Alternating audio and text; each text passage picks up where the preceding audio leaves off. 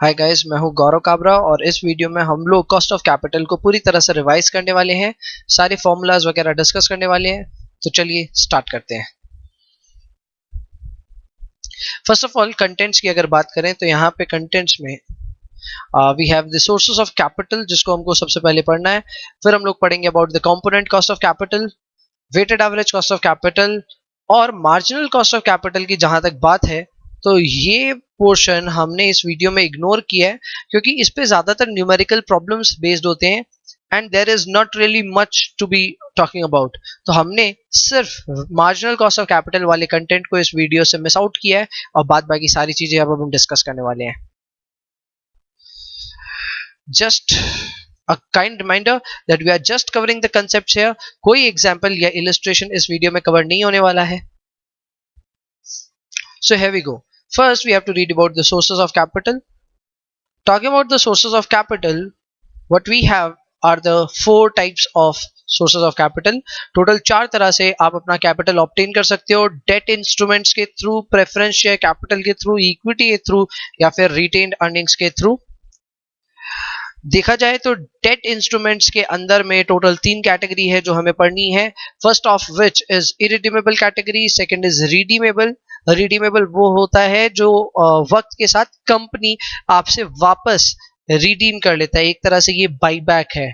और तीसरा है कन्वर्टिबल ऑप्शन, जिसमें कंपनी आपको पैसे नहीं देती है बल्कि आपके मैच्योरिटी पे उसी डेट इंस्ट्रूमेंट के बदले आपको इक्विटी शेयर्स दे दिए जाते हैं। प्रेफरेंस शेयर कैपिटल में भी 2 कैटेगरीज है, इरिडीमेबल और रिडीमेबल। हम चाहें तो यहाँ पे भी कन्वर्टिबल कैटेगरी बना सकते हैं। अगर इंस्टीट्यूट का कभी मन हुआ तो कन्वर्टिबल डेट इंस्ट्रूमेंट्स के जगह कन्वर्टिबल प्रेफरेंस शेयर्स भी दे सकता है। So we have to just be aware of that. Equity shares में एक्चुअल में कोई पार्ट्स नहीं है, but there are all together 4 models जो हमारे सिलेबस में है that will help us calculate the component cost of capital और the component cost of equity. And K E को कैलकुलेट करने के लिए हमारे पास 4 मॉडल्स है। First is dividend approach, second is earnings approach, realised yield approach and CAPM. Retained earnings पे जहां तक बात है हम लोग इसको अलग से ही डिस्कस करने वाले हैं। So heavy start with the component cost of capital. सबसे पहला नंबर आया है इरिडीमेबल डेट का। ये वो डेट है जो कंपनी कभी रिडीम नहीं करती। हालांकि आज के दिनों में ये रेलिवेंट नहीं है, ऐसा होता नहीं कि कंपनी डेट इश्यू करे और उसको कभी रिडीम ना करे, बट जस्ट इन केस ऐसे कोई डेट इंस्ट्रूमेंट्स इशू हो तो किस तरह कैलकुलेट करें हम अपना cost of debt, which is KD. तो यहाँ पे केडी का फॉर्मूला होगा इंटरेस्ट पर एनम पर डिवेंचर नेट ऑफ टैक्सेस, इसलिए उसको हमने किया है 1 माइनस टी से multiply, divided by issue proceeds पर डिबेंचर। इशू प्रोसीड्स मतलब जब कंपनी इशू करती है तो उसे कितने पैसे मिले डिबेंचर होल्डर्स के थ्रू, उसे हम कहते हैं इशू प्रोसीड्स। इस सिंपल फॉर्मूला को हम इस तरह भी लिख सकते हैं, आई 1 minus T by I P. ऊपर वाला इलेबोरेटिव फॉर्म है, नीचे वाला मैंने एब्रीविएशंस यूज किया है। यूजुअली ये वाला फॉर्मूला हम लोग क्लास में पढ़ते हैं। Then comes redeemable debt, and redeemable debt में इंस्टीट्यूट ने इस बार काफी अलग काम किया है। उन्होंने अपने स्टडी मटेरियल में अप्रोक्सीमेशन मेथड का जिक्र किया है। ये कोई अलग मेथड नहीं है, ये वही मेथड है जो हम लोग पढ़ते हैं। KD here is equal to 1 I into 1 minus T plus RV minus IP divided by N whole divided by RV plus IP divided by 2. Obviously here RV is redemption value, IP is issue proceeds, I हमारा वही interest per annum पर debenture है। इस फॉर्मूले का और एक alternative है, हम KD को कैलकुलेट कर सकते हैं using this formula as well.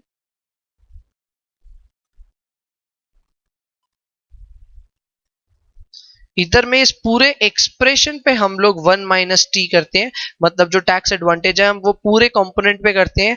But अगर मेरी राय में समझें तो ये मेथड ज्यादा लॉजिकल है, क्योंकि हम लोग को जो भी टैक्स एडवांटेजेस मिलती है वो सिर्फ इंटरेस्ट पेमेंट पे मिलती है, बाद बाकी चीजों पे नहीं। ये फॉर्मूला काफी कुछ बयान करता है। There are many intuitions absorbed behind this formula which is beyond our scope in this video. Method 2 is the accurate method. ये कुछ नहीं है but this is a IRR calculation problem.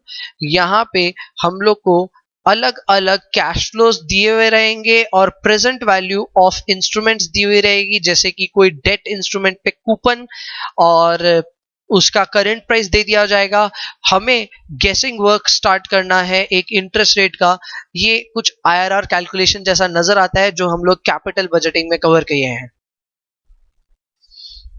Then comes convertible debt. ये एक नई category है जो institute ने आज तक कभी भी पूछी नहीं और ये स्टडी मटेरियल में न्यूली इंसर्टेड है. यहाँ पे सिर्फ एक ही रूल है and that rule is that your redemption value should be higher of number 1 face value, number 2 conversion value on the date of maturity. बड़ा ही सिंपल सा कंसेप्ट है. यहाँ पे जो भी डिफरेंसेस आने वाले हैं वो with respect to only redemption value आने वाला है और रिडेम्पशन वैल्यू को आप लोगे higher of the two things. First is the face value which is naturally the maturity value, and if the conversion value on the date of maturity ये उससे ज्यादा निकल जाए then we'll be always taking up the conversion value on the date of maturity. जहां तक बात है what is conversion value, तो वो आप कैलकुलेट कर सकते हैं. conversion value will be number of shares into price per share on the date of maturity. Convertible के बाद में we jump into the irredeemable preference share capital. ये एग्जैक्टली सिमिलर है टू इरिडीमेबल डेट्स, बस यहाँ पे KP यूज करते हैं instead of KD and instead of I we are taking dividends divided by issue proceeds. Just keep a note that there are no tax advantages here. Tax advantages सिर्फ KD से संबंध रखती हैं और बाद बाकी कहीं पे भी कोई भी टैक्स एडवांटेजेस नहीं है. Then comes the redeemable preference shares. This is also similar to what we have read in redeemable debts. उसका फॉर्मूला KD का जो था वही KP के लिए हम लोग थोड़ा सा एडजस्ट करेंगे and this will become like this. और कोई फंडामेंटल डिफरेंस नहीं है. Instead of interest we are using D is for preference dividend and there are obviously no tax advantages. फिर आया हमारा डिविडेंड अप्रोच. डिविडेंड अप्रोच के दो फॉर्मूला है, one is without growth and one is with growth. तो यहाँ पे KE will become D by P where D is my dividend and P is my current share price. We can also use another set of formula which considers the growth of dividends. So उसका formula होता है अपना KE is equal to D1 by P0 plus G where dividends are growing. यहाँ पे हम लोग assume करते हैं that dividends are growing and जो G है उसको calculate करते हैं हम using the formula B into R where B is my retention ratio and R is my return on equity. Then comes the earning approach. ये exactly similar है to the dividend approach. कई बार होता है हम ऐसी कंपनियों की cost of equity calculate करना चाहते हैं जो कंपनियां कभी dividend देती ही नहीं, तो उस केस में we use earnings approach instead of dividend approach और यहाँ पे KE में you will use earnings instead of dividends. जैसे डिविडेंड के दो फॉर्मूला है वैसे इधर भी दो फॉर्मूला है. We can also consider growth in earnings as well and our formula will be like this. KE will be E divided by P plus G. Then we jump over to CAPM which is capital asset pricing model. यहाँ पे KE का जो formula है वो बड़ा ही simple है. This is KE is equal to RF plus bracket के अंदर RM minus RF into beta. Then there are cost of retained earnings. ये कुछ अलग है because usually हम लोग ये अज्यूम कर लेते हैं that KE and KR, which is cost of equity and cost of retained earnings, are same, but sometimes it happens that these are not same. When these are not same, what is the formula? At that time the formula is KR is equal to KE into 1 minus B into 1 minus TP, where B is equal to brokerage rate and TP is equal to personal tax rate. अब आ जाते हैं हम लोग कुछ बाकी other important considerations को समझने में. First of which is the treatment of flotation cost. Flotation cost को हम लोग F से डिनोट करते हैं and the treatment is that we should deduct the value of F from issue proceeds and only issue proceeds. सिर्फ आप IP में से फ्लोटेशन कॉस्ट को डिडक्ट करते हो and everything is sorted out. जैसे कि अगर आप ये ट्रीटमेंट करोगे तो कई फॉर्मूले चेंज हो जाएंगे. जैसे हम डिविडेंड का फॉर्मूला अप्लाई कर रहे थे, ये वाला, जिसमें we were using the price. Now price becomes my issue proceeds, तो हम लोग उसमें से फ्लोटेशन कॉस्ट लेस कर देंगे. वहीं पे कई अलग फॉर्मूलाज भी थे, जैसे कॉस्ट ऑफ डेट में the formula is 1 minus I into 1 minus T plus RV minus. अब आईपी में we have to take it net of flotation divided by N by RV plus IP net of flotation divided by 2. Valuation of bonds पे भी एक सवाल दिया हुआ है. यहां पे आपको कुछ नहीं करना. The value of the bond will be equal to the PV of coupons plus PV of maturity value.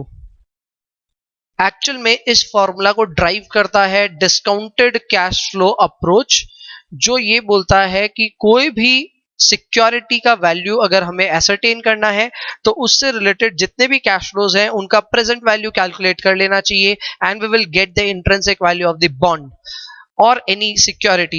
Since we are talking about the bonds here, तो we have considered only the cash flows with respect to a bond.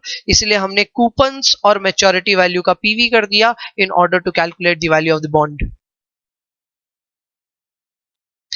Final few topics left, one of which is current cost of capital. कई बार होता है institute आपको current cost of capital पूछता है, and believe me this is very rare. जब आपको institute current cost of capital पूछ लेगा, उस केस में you have to use current price on the security instead of issue proceeds. आपको बस इसी का ध्यान देना है कि जहां आप इशू प्रोसीड्स यूज कर रहे थे जिन भी फॉर्मूलाज में, वहां पे instead of issue proceeds you will be using the current prices available अगर दिया हुआ रहे तो, and you will be calculating your current cost of capital. Final topic is weighted average cost of capital. Topic बड़ा ही simple है. Weighted average cost of capital is the overall cost of capital, जिसको हम KO भी बोलते हैं या फिर KC also stands for cost of capital. इसका फॉर्मूला बड़ा ही सिंपल है. This is weight of equity into cost of equity plus weight of retained earnings into cost of retained earnings plus weight of preference shares into cost of preference shares plus weight of debt into cost of date.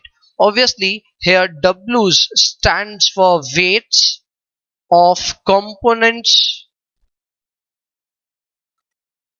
of capital. These depend on the proportion of the capital structure, and K stands for the different component cost of capital, जो हमने अभी थोड़ी देर पहले ही discuss किया है with respect to each and every security. That's it. Thank you for watching this video.